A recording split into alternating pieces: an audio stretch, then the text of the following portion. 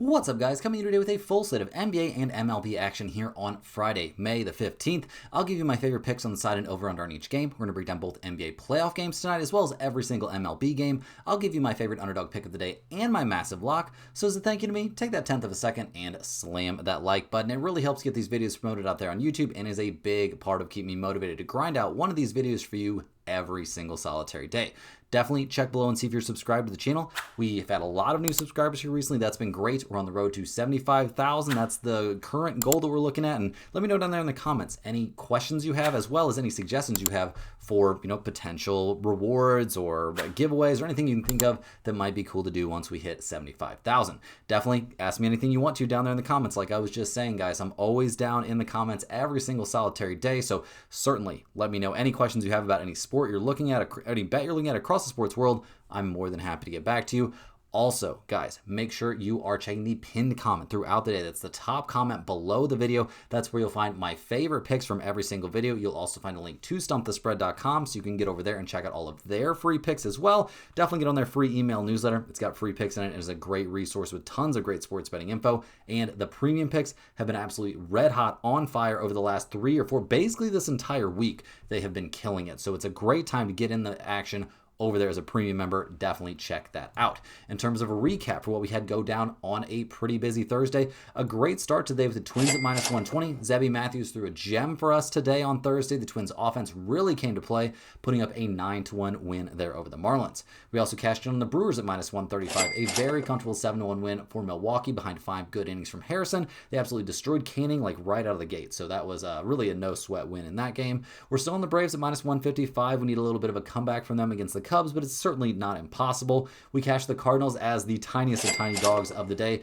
An insane ending there from them putting up 2 runs in the top of the ninth with a bunch of clutch hitting. This team just keeps seemingly making it happen one way or the other, so that's been cool to see. Unfortunately, we brick out our lock of the day there. Bubic and K were both just terrible right out of the gate in that Royals White Sox game. So yeah, I guess both offenses forgot they were bad in the early goings, but that was a pretty tilting one to lose, in just no chance kind of fashion. So we'll see if we can bounce back on the lock of the day, see if we can hopefully put up the 4-1 day if the Braves can get the win for us.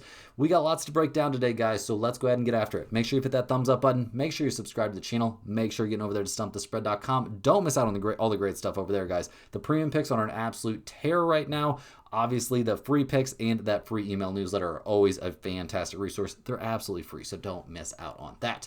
Now, guys, let's get after it. First up, we're looking at the Detroit Pistons going on the road to taking the Cleveland Cavaliers, with the Cavaliers now leading this series 3-2 after they get that Game 5 win there in Detroit. The Pistons have to be pretty tilted, guys. That is certainly not a game they would have expected to let get away.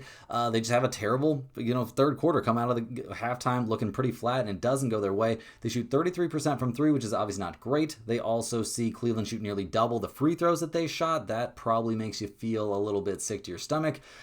We saw Tobias Harris, not a great shooting night at all. Cade was great out there. He had 39 on insane efficiency shooting the ball. Asar Thompson looks like a guy who somehow made it to the NBA without learning how to play offense. And Dennis Jenkins, guys, he did everything he could possibly be asked to do out there. Paul Reed had a decent night, Isaiah Stewart had a decent night, and Karis LeVert, shocker of the century, turned back into a pumpkin. So we'll see what the Pistons can do here with their backs against the wall in a very, very pivotal Game 6. They're not at 100% for this game. We see Herter and Duncan Robinson and Karis LeVert all in the injury report.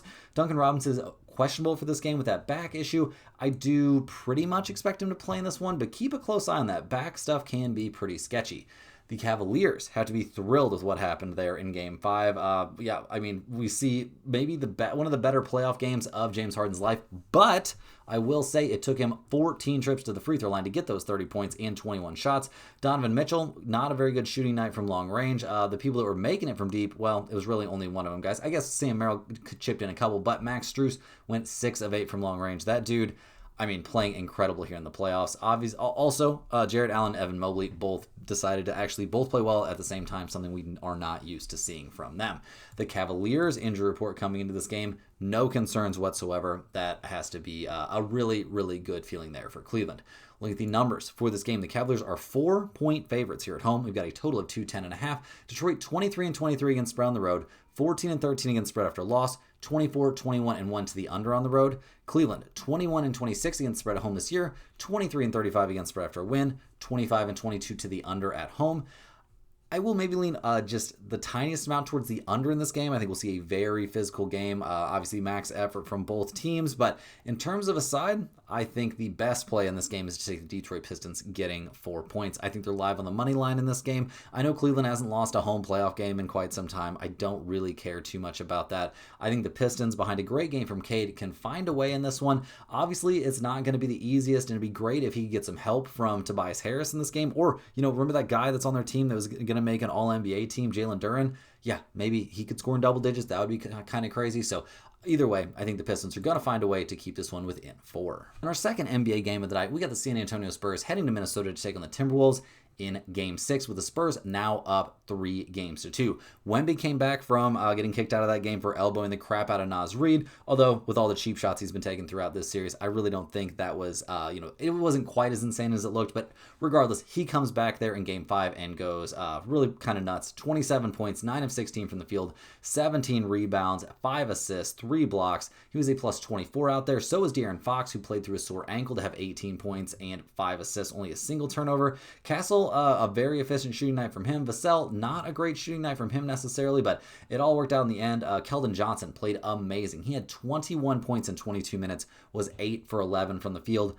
Insane stuff from him. Dylan Harper, also playing through a questionable designation, played really, really well. Also, they win this game comfortably despite shooting only 34% from 3. Definitely a number they can improve upon, and they had 8 more rebounds than the Timberwolves, so a nice little edge in that department. Also, the Spurs come into this game fully healthy and ready to go. No injury concerns for them whatsoever, and the Timberwolves now have their backs against the wall. They've put together a pretty sick run, especially given all the injury concerns that they've had.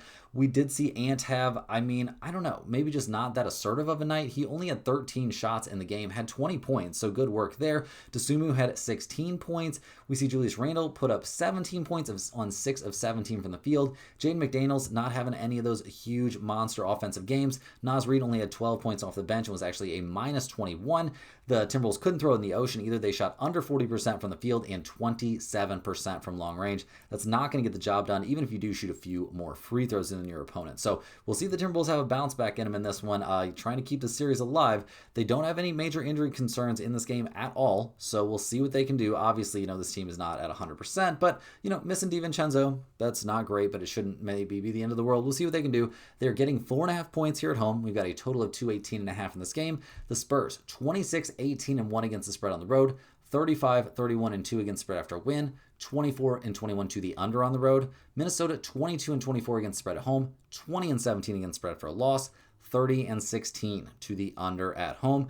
I don't think under is an insane lean in this game, but I'm not going to get very involved in the total. I don't feel like I've had a great read on the totals in this series, but in terms of a side, guys, we will be leaning towards the Timberwolves getting 4.5 points on their home floor. I think they're very live on the money line in this one as well. I think they could potentially force a Game 7. I do think the Spurs are the better team, but I don't think we're going to see the Timberwolves let go the rope in this one. I could see San Antonio winning this one in some sort of one-possession game down the stretch, but I could also see the Timberwolves winning this one handily, and maybe not handily, but winning this one, and San Antonio finishing this thing off in 7 games. Hey guys, before we jump in and break down that full, very deep MLB slate here on Friday, we got to shout out the sponsor today in every day's video, and that is StumpTheSpread.com. And guys, it's one of the best times you could possibly get in the mix over there at StumpTheSpread.com because our premium MLB handicapper has been absolutely on fire. The premium picks in general have been very, very good here recently. Our premium members are getting daily MLB, NBA, NHL, and UFC picks, and it looks like there is actually a chance that we could end up with a slightly losing or break-even premium day on the 14th, which would be the first one in quite some time.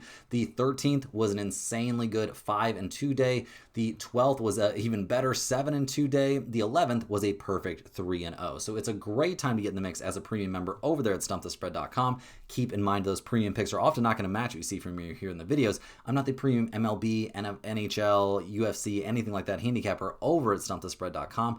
We have a team of experts covering all of the major sports. Every single one of those guys has over a decade's worth of experience covering his given sport, and they put a crazy amount of work into those plays every single solitary day. So it's a great resource for any even semi-serious sports bettor. Those investments in a premium package can pay for themselves pretty freaking quick. But also get over there and check out all the great free resources as well. There are free picks every single solitary day. They're under the free picks tab. Do not miss out on those. Those come from the premium handicappers and they are very well researched. You also got to get on that free email newsletter. It is a treasure trove of insanely good information. It's really easy to sign up. You just go to stumpthespread.com and open a free account there. All they're going to ask you for is your name and your email address. That's all it takes. You'll be on that email list. Check your spam folder if you're having trouble getting those emails, but definitely get on that email list. There are huge write-ups on all the major sports: golf, NASCAR, tennis, WNBA, UFC. Great information on all those sports that you might not have the time or energy to do the research on yourself. They can really put you ahead of the curve. Also, guys, you got to get in the mix on all the regular free picks that are in there as well. There are parlays in those emails. There's also big discussions on different sports betting strategies. And if you're not getting enough updates from me on how the premium picks are doing, they're always recapped in those emails. So definitely get on that email list. Also at stumpthespread.com, you can pick up a Stump the Spread hoodie if you're interested in one of those. Sell them for $39.99. That's at cost. Includes free shipping for you. Really just want to make them available for anybody looking to rep the brand. Also, if you're a massive fan of what you're seeing from me here every single day, click that little join button right below the video to sign up for a YouTube channel membership. YouTube channel members get early access to all of our videos. They get their name up on screen in every single video, but maybe more importantly, they get access to our members-only giveaways. We give away a Stump the Spread hoodie here every single Monday and every single Thursday. That's 2 giveaways per week for our YouTube channel members. Really love doing those giveaways, guys. Huge shout out to all the YouTube channel members out there. Really, really appreciate every single one of you. Now, let's go ahead and get back after it, guys. We got a ton of MLB games to cover here today, a full slate. None of these games start until the evening, no day games here on Friday. So let's go ahead and get after it. Make sure you hit that thumbs up button. Make sure you subscribe to the channel. Make sure you're getting over there to stumpthespread.com. And let's get after it. First up, we got the Philadelphia Phillies heading to Pittsburgh to take on the Pirates. The Phillies and Red Sox are playing right now in the bottom of the 9th inning. Boston actually down 3-1, but they've got a runner in scoring position, so the tying run is at the plate. We'll see if this Phillies bullpen, not always the best, can finish things off. In Game 3 of this series, they hand the ball to Aaron Nola. He's 2-3 on the year, a 5.14 ERA. Coming off a pretty bad start against the Rockies, the Phillies do eventually win that game 9-3, but it wasn't necessarily his fault. He did have a great start there in Miami, but in general, his season has looked pretty freaking rough. Hasn't faced the Pirates yet this season, so we'll see what he can do, but I'm not expecting miracles from him or from that Phillies bullpen, which has been very suspect over the course of the year. I do have to give them a little bit of credit. They have gotten better here down the stretch, but still not necessarily a great bullpen. The Phillies offense, I mean, coming up with 3 runs in the last game of that series, or in Game 3 of their series in Boston. Maybe not an incredible performance. They've not been hitting the ball great. They're 26th in the majors in runs scored and 26th in on-base percentage. They're taking on a Pirates team that just won 2 out of 3 against the Rockies, so not incredible, but definitely not awful. They're going to hand the ball in this game to Braxton Ashcraft. He's 2-2 on the year, a 2.77 ERA. This 26-year-old righty has been having a pretty good year. His last 2 starts have been phenomenal, shutting down the Reds with 0 runs surrendered over 7 2/3, and then giving up 1 run over 7 innings against San Francisco. Both of those games were wins for the Pirates, and yeah, honestly, he's been throwing the ball really, really well recently. He also has not faced the Phillies this year, so we'll see what he does in this matchup, but I'm expecting good stuff from him. I'm expecting mediocre stuff from that Pirates bullpen. They're basically a similar level of bullpen to the Phillies right now, so we'll see if they can figure it out, but the offense has been clicking. 7-4-3, 6-13, and 2 over their last few. They're 5th in the majors in runs scored. They're 7th in batting average. They are 3rd in on-base percentage. Nick Gonzalez, O'Neal Cruz, plenty of guys on this Pirates roster having a good time at the plate right now. So look at the numbers for this game. The Phillies are plus 115. The Pirates are minus 135. We've got a total of 8 out there. The Phillies are 8-11 on the road, 10-8-1 to the under on the road. The Pirates are 12-10 at home, 14-8 to the over at home.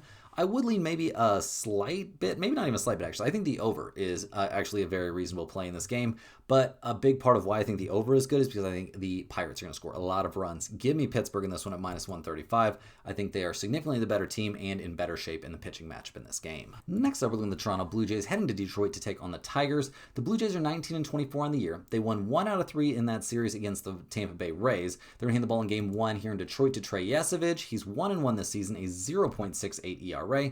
His last outing, he only went 4 innings, and he has not been going deep into games this season, but 4 innings, 4 hits, no runs allowed against the Angels in a 14-1 win. Start for that, 4 innings, 5 hits, 1 run allowed against Minnesota in a 4-3 loss. He also had a good outing against Boston. We'll see what he can do here against the Tigers. Obviously not the hardest hitting opponent, but you don't have to worry about a guy that only goes 4 innings into the game. That puts a lot of pressure on a Toronto bullpen that's sporting a 4.20 bullpen ERA and is clearly in the bottom half of the majors.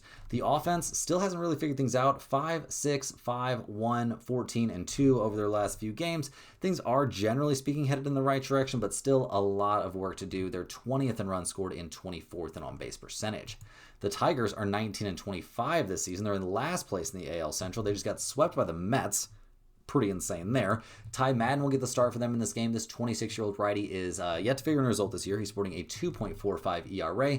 His last start was against the Royals. 6 innings, 2 hits, 3 earned runs allowed in a 5-1 loss. He also had a great outing against Boston before that. 5 innings, 4 hits, no runs allowed. Both of those games were eventually losses for the Tigers. Their bullpen isn't great. It's not the end of the world. It's not a complete disaster, but it's not very good. A 4.08 bullpen ERA. And the offense, 4, 2, and 2 over their last 3 games. They are 21st in runs scored, 14th in batting average, 11th on base percentage. Riley Green is finally figuring things out. Dylan Dingler is hitting the ball well, but yeah, not a team that's swinging the hottest bats. So looking at the numbers for this game, the Blue Jays are minus 130. The Tigers are plus 115. We've got a total of 8 in this one. Toronto is 6 and 13 on the road, 9, 8, and 2 to the under on the road. Detroit is 12 and 6 at home. 8, 8, and 2 to the over-under at home. I actually think this is a reasonable spot to back no run first inning. I don't hate either one of these starters. I don't like either offense right now. So I think struggles from the offense and their goings is fine. No run first inning is fine. I also think under 8 is not a terrible lean. In terms of a side for this game, I will lean just slightly towards Toronto. Maybe they let Yesevich go a little bit deeper into the game, but not going to get super involved with either one of these teams right now. Next up, guys, we got the Baltimore Orioles heading to Washington to take on the Nationals. The Orioles are 20 and 24 this year. They just won 2 out of 3 against the Yankees, so great work there. Shane Baz will get the start for them in this game. He's 1 and 4 this season, a 5.48 ERA, and his struggles continued. He did have one decent start there against the Astros, but struggled against the Yankees, and then his last time out, 4 2/3 innings, 5 hits, and 5 earned runs given up against the Athletics. The Orioles are 1 and 4 in his last 5 starts. We'll see what he can do here against the Nationals, but I'm not holding my breath for any sort of miracle. The Orioles bullpen is below average for sure, not great there, and the offense, while they've hit the ball better recently, have not had a great season. And by better, I don't mean much. 7, 2, 3, 2, and 2 over their last few games. They're down to 11th in runs scored. They are 20th in slugging percentage and 25th in batting average. So, yeah, not a real juggernaut there at the plate. Now, they're taking on the Nationals, who are kind of the opposite. They're 21 and 23 this season. They did lose the last game of that series against Cincinnati 15-1, but they've been playing well. They're going to be handing the ball in this game to Zach Littell. My twin brother is 1 and 4 this season, a 6.94 ERA. His last start, once again, kind of usable. It wasn't even a start, though, I guess. His last 2 times in the mound were both bullpen appearances, and yeah, not really amazing. We'll see if he can round into form here a little bit, but it's been a rough season for him. The bullpen behind him is obviously terrible. The Nationals bullpen, not great. Bottom 4, bottom 5 in the majors all year long. The thing about this team, though, they can hit it, guys. They are 2nd in runs scored. They are 5th in slugging percentage. They are 10th in on-base percentage. They scored 1, 8, 10, 2, 7, and 3 over their last few games. CJ Abrams and James Wood, they can hit the ball. So look at the numbers for this game, guys. The Orioles are minus 140. The Nationals are plus 120. We have a total of 9 in this game. Baltimore is 8 and 12 on the road, 14 and 6 to the over on the road. Washington is 6 and 13 at home, 13, 5, and 1 to the over at home. I don't think we have to get too complicated in this game, guys. Just give me over. I think we're going to see double-digit scoring in this game without too much of an issue. Neither pitcher is great. Neither bullpen is great. Both offenses are decent. Give me the over. If you're begging me for a side, I will lean just slightly towards the Nationals, maybe since they're at home, but I think the much better play is that over 9. Rolling along here, guys, we got the Cincinnati Reds heading to Cleveland to take on the Guardians. The Reds are 23 and 21 on the year. They just won 1 out of 3 against the Nationals, and they're handing the ball in this game to Andrew Abbott. He got off to a very slow start. He's now 2 and 2 on the year, a 4.47 ERA, and his last 3 starts have all been excellent. Very good work there against the Rockies, Cubs, and Astros. I mean, you shut out the Cubs and Astros. You did some good work. Now, we have seen the Reds win 4 out of his last 5 outings, so that's good, but not all of those were necessarily his fault. I don't believe he has not faced Cleveland yet this season. So we'll see what he does this time around. The Reds bullpen got off to a fantastic start, but have really bottomed out here recently, not looking that good. The offense, though, is coming off a 15-run game, so it might be a slight letdown spot here after that. They are 25th in the majors run scored. They are last in batting average and 25th in on-base percentage. Ellie De La Cruz, though, got to give him credit. He's hitting the ball well this season. The Guardians are 24 and 21 on the year. They're currently in first place in the AL Central. They just swept the Angels, and they'll hand the ball in this game to Tanner Bybee, who's 0 and 5 on the season, a 4.17 ERA. His last start, he shut down the Twins over 6 innings, giving up only a single hit. It was a solo home run. He struck out 9 and walked 2 in a game we would eventually see the Guardians lose 2-1 in extra innings. This kid can't catch a break. Over his last 5 starts, he's been excellent in 4 of them, and we have seen the Guardians manage to lose every time he's been on the mound. So we'll see if they can give him some run support in this one. The Cleveland bullpen looking better and better as the season goes on. That's turning into quite the strength for this team. The offense scored 4, 3, and 7 in their sweep against the Angels. They're 13th in the majors in runs scored, 15th in on-base percentage. We've liked what we've seen from some elements of this, this lineup, but I'm not going to go nuts about anything really that we've seen from the Guardians. So looking at the numbers for this game, the Reds are plus 115. The Guardians are minus 135. Totals out there of 7.5 or 8. Cincinnati's 10-10 on the road, 10-9-1 to the over on the road. Cleveland is 13-9 at home, 13-9 to the under at home. I will lean a bit towards under 8 in this game with Bybee and Abbott on the mound. I think both of them are going to throw the ball well. I think we're going to see a close, low-scoring game. That does normally make me want to lean towards the underdog, but with that Reds bullpen being so terrible, give me the Guardians in this one at minus 135. Cruising through these games, we're looking at the Miami Marlins heading to Tampa Bay to take on the Rays. The Marlins are 20-24. They only managed 1 win in that series up there in Minnesota. In game 1 of this series down in Tampa Bay, they'll hand the ball to Jansen Junk. He's 2-3 this season, a 3.25 ERA. He did get knocked around pretty aggressively by the Nationals his last time out. I mean, maybe pretty aggressively is a little bit tough, but he's thrown the ball very, very well this season. We'll see what he can do here against Tampa Bay, a little bit tougher of a nut to crack. The bullpen for Miami has also been excellent. Top 5, top 6, a very good bullpen this year. The offense, 1-9-0 in that series against Minnesota. They are 16th in the majors in runs scored, 10th in batting average, but they're also 23rd in slugging percentage.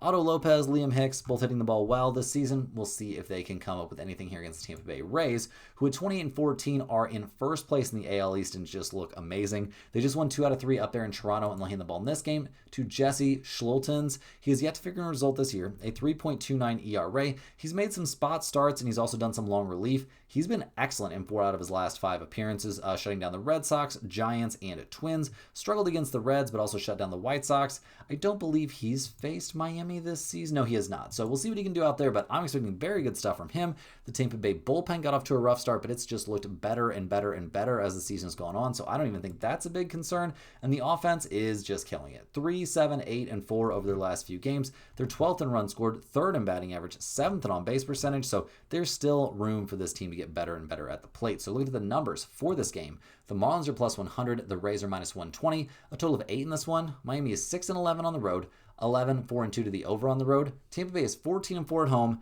10, 6-2 to the under at home.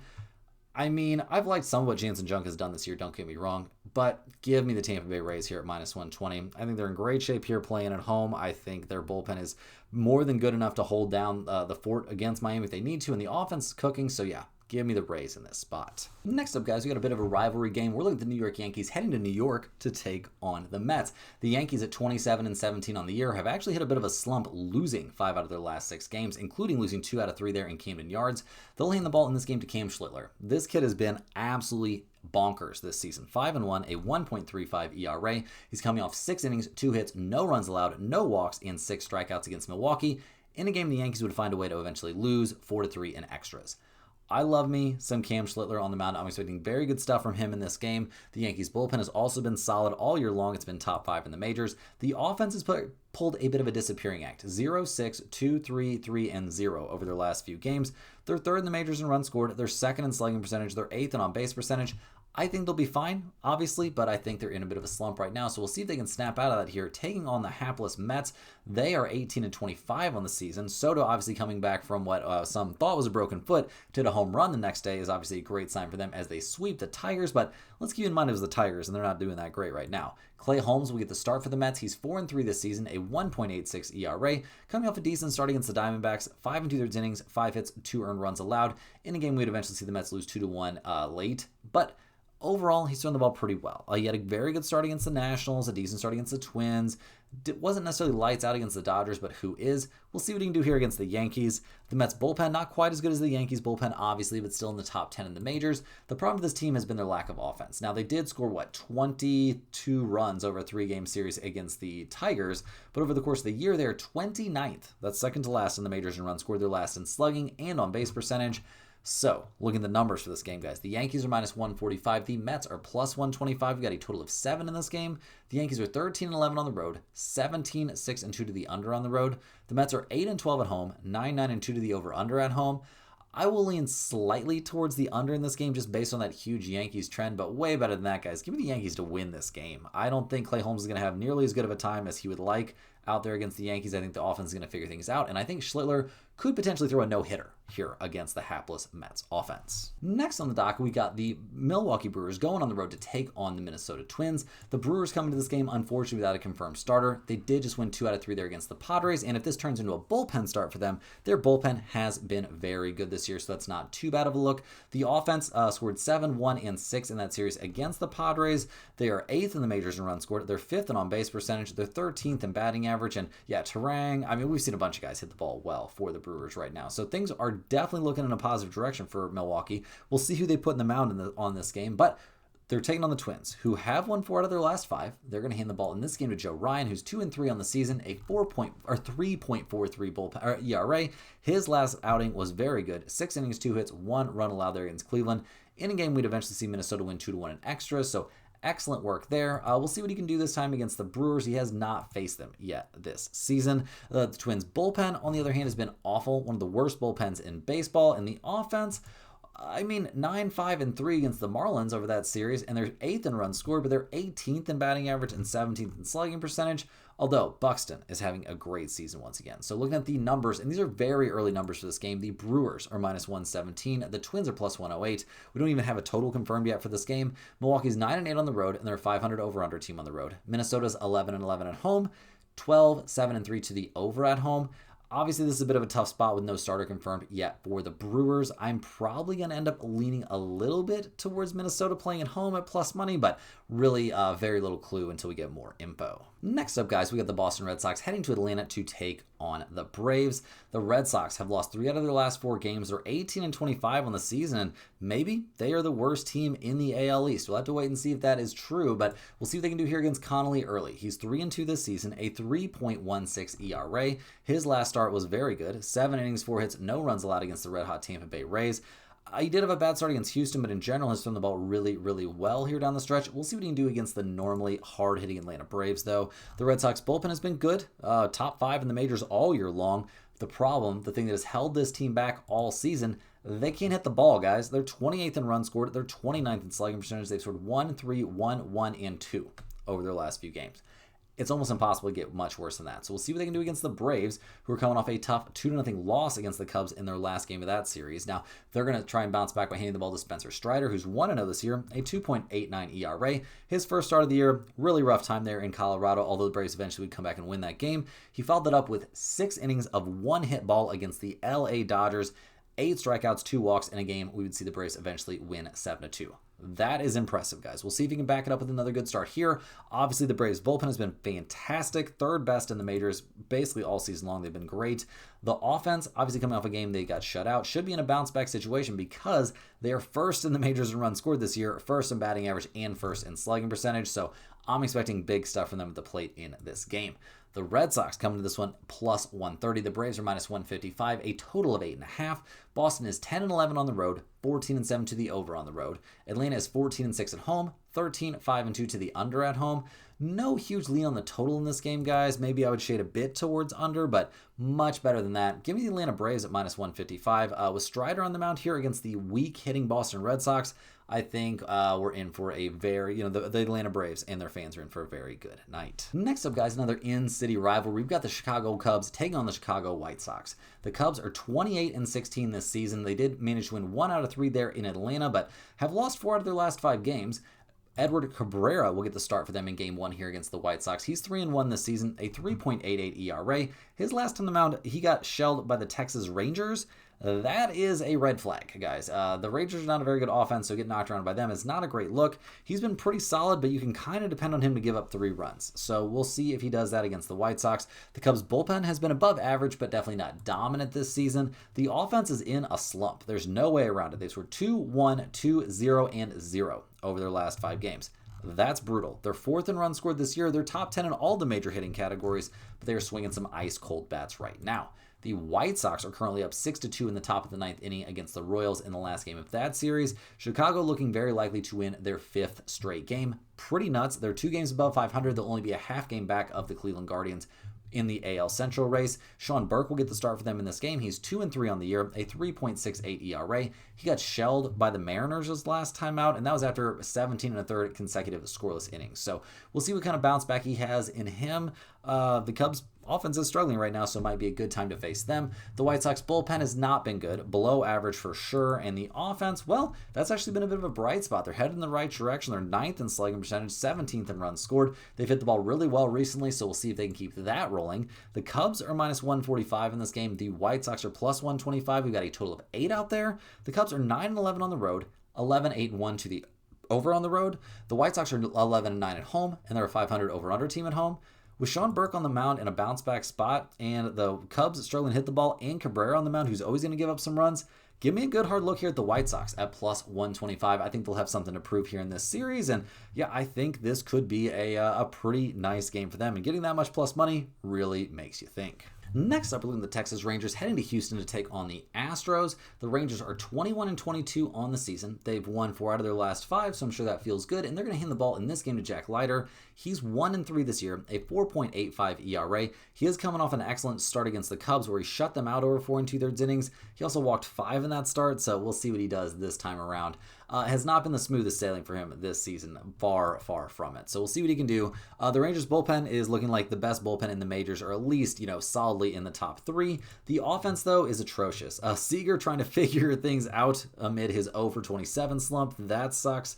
They're 27th in the majors in runs scored. They are 24th in slugging percentage. This is just not a great offensive team. That being said, they've scored 6, 7, 0, 3, and 6 over their last few games. So that's pretty hot hitting for them. The Astros are 17-28 on the year. They're off to a horrifying start to their season. They'll hand the ball in this one to Spencer Arrighetti, though. He's 4-1 on the year, a 1.88 ERA. He's given up a total of 6 earned runs over his last 5 starts, and he's faced the Reds, Red Sox, Yankees, Cleveland, and Colorado over that span, and he's looked great. So I'm expecting continued excellence from Spencer Arrighetti. Unfortunately, I'm expecting continued terribleness from that Houston bullpen. They've been the worst bullpen in the majors this year. Offensively, it seems like the Astros are hitting a bump in the road for sure. They're down to 7th in runs scored, 6th in on-base percentage. They scored 3, 4, 2, 1, 0, and 1 over their last, up to 6 games now. So due for a little bit of a snap out of it situation. We'll see if that happens here. The odds makers have this one listed as a flip. We've got a total of 8.5. Texas is 10-12 on the road, 13-8-1 to the over on the road. Houston is 10-12 at home, 15-7 to the over at home. I mean, with a trend like that, maybe you have to consider over. And we've been seeing, both teams kind of hit the ball here recently and play higher scoring games. So I'll lean a bit towards the over. In terms of a side, give me the Astros at home as a small lean, but nothing from this game is going to make the pinned comment. Next up, in another rivalry game, we've got the Kansas City Royals heading to St. Louis to take on the Cardinals. The Royals come into this game looking like it's going to be fresh off of a loss there to the White Sox. They're going to hand the ball in this game to Michael Wacha. He'll be pitching against his former team, and he's off to a great start to his season. 4-2, a 2.63 ERA. He just shut out the Tigers over 7 innings and hasn't given up. Well, I guess he gave up 4. Yeah, so he's had some bumps in the road for sure, but he's also been very good this year. Hasn't faced the Cardinals this season, so we'll see how that goes. I do think there's a chance, just a chance, that he could struggle a little bit in this specific matchup. The Royals bullpen's been atrocious, one of the worst 5 or 6 bullpens in the majors this year. That's been a huge problem for them. And the offense, while that has gotten better recently, looks like they're only going to score 2 runs in their current game, 5, 5, and 3 in the games before that. Bobby Witt Jr. is hitting it okay, but they are 21st in runs scored and 19th in on-base percentage. So we'll see what they can do here against the Cardinals, who are now 25-18 on the season. They're coming off winning 2 out of 3 up there in Sacramento. Jordan Walker hitting a home run and getting that go-ahead run in the 9th. I mean, great work there. Dustin May will get the start for them in this one. He's 3-4 this year, a 4.85 ERA, coming off a very good start against the Padres, a very reasonable start against the Dodgers. Now, both of those were losses for the Cardinals, but it wasn't really his fault, and he's thrown the ball way better than I would have ever expected this season. So shout out to a red-bearded brother out there. Keep putting in the good work. The Cardinals bullpen is not putting in the good work. They are not very good, although it seems like things are starting to kind of figure their way out there. We'll see.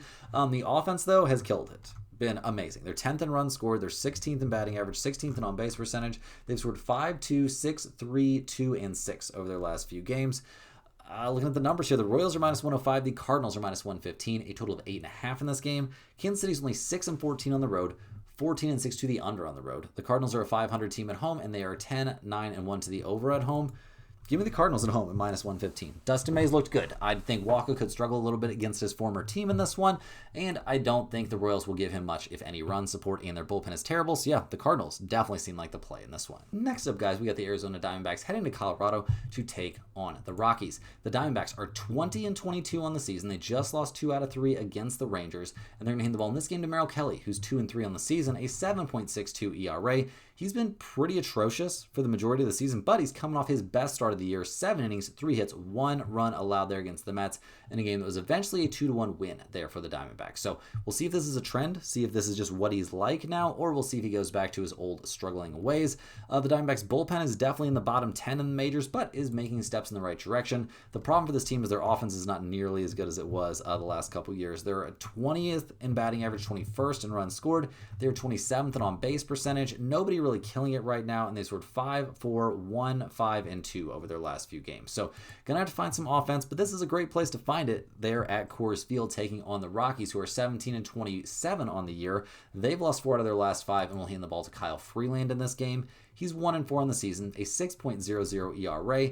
He got obliterated by the Phillies his last time on the road and really hasn't looked good in 4 straight outings. So major concern for him coming into this game. The Rockies bullpen has not been great either. No major shock there after how bad they were last year. Although they're not that bad this season, the offense has had some bright spots. They're slightly above average in runs scored. They're 6th in batting average, 8th in slugging percentage. Finally, they've got some guys in there that can take advantage of hitting at altitude. So looking at the numbers for this one, the Diamondbacks are minus 130. The Rockies are plus 110. We have a total of 12 in this game. Arizona is 8 and 13 on the road, 13, 7, and 1 to the over on the road. Colorado's 8 and 11 at home, 10 and 9 to the under at home. I actually will lean a bit towards under 12. It's just too big of a number. I can't get that excited about that.